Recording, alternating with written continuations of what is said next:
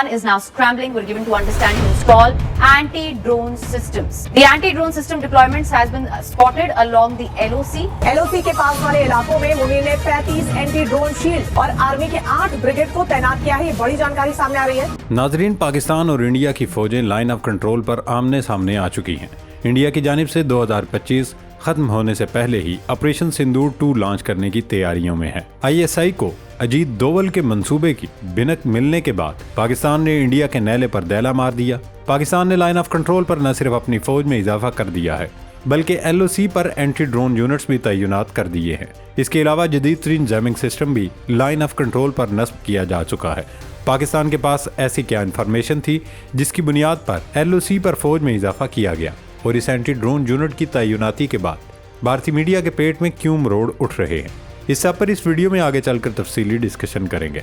दोस्तों, पाकिस्तान की जानिब से नए हथियार खरीदे जाएं, LOC पर उन्हें नस्ब किया जाए या फिर किसी मुल्क को हथियार फरोख्त किए जाएं, इंडियन मीडिया को ज़रूर तकलीफ शुरू हो जाती है।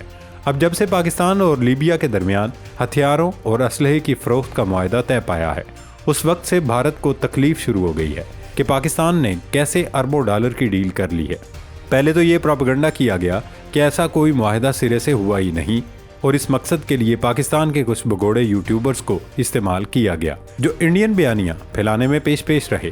फिर दूर की कोड़ी लाई गई कि जनाब पाकिस्तान ने तो लीबिया में बागी गिरोह को असला फरोख्त करने की डील की है, क्योंकि जो ग्रुप पाकिस्तान से असला और हथियार खरीद रहा है वो हुकूमत नहीं है। लिहाजा पाकिस्तान की आर्मी ने सलामती कौंसिल और अक़वाम मुत्तहिदा के चार्टर की खिलाफ वर्जी की है, लिहाजा इस पर पाबंदी आयद होनी चाहिए। पालकी शर्मा समेत टॉप के इंडियन एंकर्स और तज्जियाकारों ने इस मामले पर प्रोग्राम्स कर डाले, लेकिन किसी ने भी रिसर्च करने की जहमत गवारा नहीं की। खैर, इस मामले पर भी गोदी मीडिया को मुंह की खानी पड़ी। दोस्तों, लीबिया से मुतल्लिक ही एक अफसोसनाक खबर भी आपको बताएं कि लीबिया के आर्मी चीफ का तैयारा गिरकर तबाह हो गया। इसमें लीबिया के आर्मी चीफ के अलावा भी कई लोग सवार थे। इब्तदा में इससे मुतल्लिक चमगोइयाँ की जा रही थी कि ये हादसा नहीं बल्कि साजिश है, और ये कियास आराइयाँ भी की जा रही थी कि किसी दुश्मन मुल्क की शरारत की वजह से ये हादसा हुआ। लेकिन इब्तदाई तहकीकात में यह साबित हो गया कि ये महज हादसा ही था। बांग्लादेश और इंडिया के दरमियान कशीदगी मजीद बढ़ गई है। अबूरी हुकूमत के सरबराह डॉक्टर मोहम्मद यूनुस समेत 50 लोगों की जिंदगी खतरे में है। भारतीय हिमायत याफ्ता अवामी लीग के गुंडे बांग्लादेश में इंडियन खुफिया एजेंसी RA की B टीम बन चुके हैं। अवामी लीग के कारिंदे तालिब इल्म रहनुमाओं को चुन चुन कर निशाना बना रहे हैं और अब 50 लोगों की फहरिस्त सामने आ गई है जिनके कत्ल की सुपारी या टास्क RA ने मुकामी हैंडलर्स को दिया है। डॉक्टर यूनुस के अलावा इस फहरिस्त में और कौन कौन शामिल है, इस सब पर इस वीडियो में तफसील से बात करेंगे। नाजरीन, सबसे पहले बात करते हैं बांग्लादेश की, जिसने इंडिया से कशीदगी के दौरान बड़ा फैसला कर लिया है। जब से हसीना वाजिद की हुकूमत का धड़न तख्ता हुआ है, उसके बाद से पाकिस्तान और बांग्लादेश के ताल्लुकात में न सिर्फ गर्मजोशी देखने को मिली है बल्कि दोनों मुल्कों में मिसाली तावन और राब्ता कायम हो गया है। भारत की जारियत से निमटने के लिए बांग्लादेशी फौज पाकिस्तान से JF-17 थंडर तैयारे खरीद रही है, जबकि चीन से भी J-10C फाइटर जेट ले रही है। अब सफारती महाज पर इंडियन जारियत और इश्तियाल अंगेजी का मुकाबला करने के लिए चीन की आशीर्वाद से बांग्लादेश दोस्त मुल्क पाकिस्तान के साथ मिलकर सारक जैसी नई तंजीम बनाने जा रहा है, क्योंकि मौजूदा सारक फोरम तो इंडियन डटाई और हटदर्मी की वजह से फारिग हो चुका है। पाकिस्तान और बांग्लादेश जो नई तंजीम बनाने जा रहे हैं, ये भारत के बगैर बनेगी, यानी इसमें खित्ते के तमाम मुल्कों को शामिल किया जा रहा है सिवाय भारत के। भारत खुद को खित्ते का अमेरिका समझने लगा था, मगर अब इसके खिलाफ नए इत्तेहाद बन रहे हैं। पाकिस्तान के असली हुकाम वाज़े तौर पर कह चुके हैं कि आइंदा भारत को दूसरी सिमत से भी जवाब दिया जाएगा और वो सिमत बांग्लादेश हो सकती है। इतलात हैं कि पाकिस्तान और बांग्लादेश के दरमियान एक ऐसे दिफाई मुआहदे का इम्कान है जिसमें यह तय हो कि अगर एक मुल्क पर हमला हो तो दूसरा भी शरीके जंग होगा, या कम अज़ कम एक दूसरे की फ़िज़ाई और बहरी सहूलियात इस्तेमाल की जाएंगी।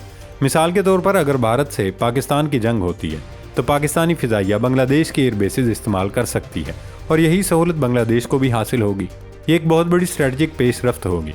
अगरचे कुछ मंसूबों में वक्त लगेगा, लेकिन अगर इंडिया की जानिब से हमला किया गया तो फिर ये मामला जल्द भी हो सकता है। नाजरीन, आगे बढ़ने से पहले आप ये क्लिप देखें और साथ ही CNN 18 पर नशर होने वाली खबर भी देखें। Indian dominance in drone warfare clearly has unsettled Pakistan in light of what we see happen in Operation Sindoor. Pakistan is now scrambling, we're given to understand, to install anti-drone systems. تو جناب آپ نے دیکھا کہ کس طرح بھارتی media Pakistan کی تیاریوں پر نہ صرف نظر رکھے ہوئے ہے بلکہ اس پر خوب واویلا بھی مچا رہا ہے۔ ہیڈ لائنز کیا لگائی جا رہی ہیں کہ پاکستان لائن آف کنٹرول پر ہتھیاروں کی دیوار کھڑی کر رہا ہے۔ آپریشن سندور پارٹ 2 کو لے کر خوف میں ہے پاکستان۔ ایل او سی کے پاس والے علاقوں میں منیر نے 35 اینٹی ڈرون شیلڈ اور آرمی کے 8 بریگیڈ کو تعینات کیا ہے۔ یہ بڑی مضحکہ خیز انداز میں یہ دعویٰ بھی کیا جا رہا ہے چونکہ پاکستان کو انڈیا کا خوف ستا رہا ہے۔ پڑوسی فوج کے لیے آپریشن سندور کا اگلا فیز ڈراؤنا خواب بنا ہوا ہے، اس لیے وہ ساری جنگی تیاریاں کر رہا ہے۔ جہاں تک انڈین میڈیا کی گیدڑ ببکیوں، لنترانیوں، بڑکوں اور تڑیوں کا تعلق ہے تو اس پر کوئی بات کرنا ہی فضول ہے، کیونکہ مودی کا گودی میڈیا تنخواہ ہی اسی بات کی لیتا ہے کہ اسے اجیت دوول اور بی جے پی سرکار کی جانب سے بجائی جانے والی ڈگڈگی پر ناچنا ہوتا ہے۔ جہاں تک خوف کا تعلق ہے تو وہ خود بھارتی chief of staff general Anil Chauhan بتا چکے ہیں کہ رافیل گرنے کے بعد 2 دن تک انڈین ایئر فورس گراؤنڈ کر دی گئی تھی، کیونکہ انہیں یہ خوف ستا رہا تھا کہ کہیں مزید طیارے نہ گرا دیے جائیں۔ ویسے بھی جب آپ کو انڈیا جیسے مکار، عیار اور دغاباز دشمن کا سامنا ہو جو ہمیشہ رات کے اندھیرے اور پیٹھ پر وار کرے تو پھر اللہ رب العزت کے حکم پر عمل کرتے ہوئے مکمل ساز و سامان کے ساتھ دشمن کے مقابلے پر اترنا چاہیے۔ اسی لیے پاکستان نے نہ صرف ایل او سی پر اپنی فوج بڑھا دی ہے بلکہ انڈین ڈرونز کا سراغ لگانے اور انہیں ہٹ کرنے کے لیے جیمنگ سسٹم بھی نصب کر دیا ہے۔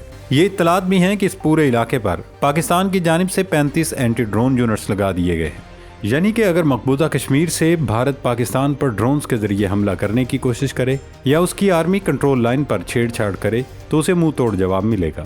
جہاں تک لیبیا کو ہتھیاروں کی فروخت کا سوال ہے تو پاکستان نے $4 ارب سے زائد کے ہتھیار فروخت کرنے کی ڈیل کی۔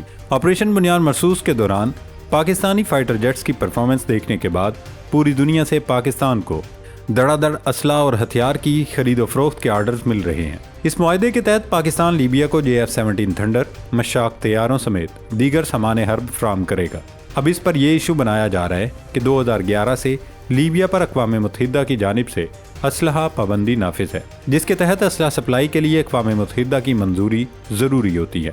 انڈین میڈیا کے اس پروپیگنڈے کو کچھ بگوڑے پاکستانی یوٹیوبرز جیسے کہ موہید پیرزادہ وغیرہ بھی پھیلا رہے ہیں، حالانکہ حقیقت یہ ہے کہ یہ سارا تنازع 2020 میں ترکیہ کی کاوشوں سے حل ہو گیا تھا اور اب لیبیا کی پراپر فوج ہے جسے اسلحہ اور ہتھیار فروخت کرنا ہرگز منع نہیں ہے۔ لیبیا سے متعلق ایک اور خبر شیئر کریں کہ لیبیا کے آرمی چیف لیفٹیننٹ جنرل محمد علی الحداد ساتھی جرنیلوں سمیت طیارہ حادثے میں زندگی کی بازی ہار گئے۔ ان کا طیارہ ترکیہ کے دارالحکومت انقرہ کے قریب حادثے کا شکار ہوا، جس کے نتیجے میں طیارے میں سوار تمام افراد جان سے گئے۔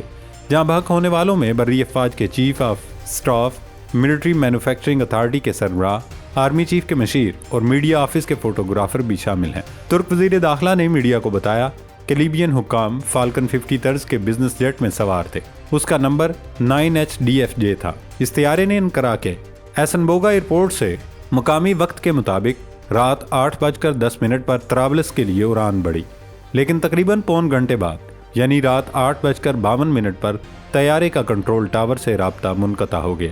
طیارے نے انقرہ کے جنوب میں واقع حاجمانہ کے قریب ایمرجنسی لینڈنگ کا سگنل بھیجا تھا، لیکن ابتدائی ایمرجنسی سگنل کے بعد طیارے سے مزید کوئی رابطہ قائم نہ ہو سکا۔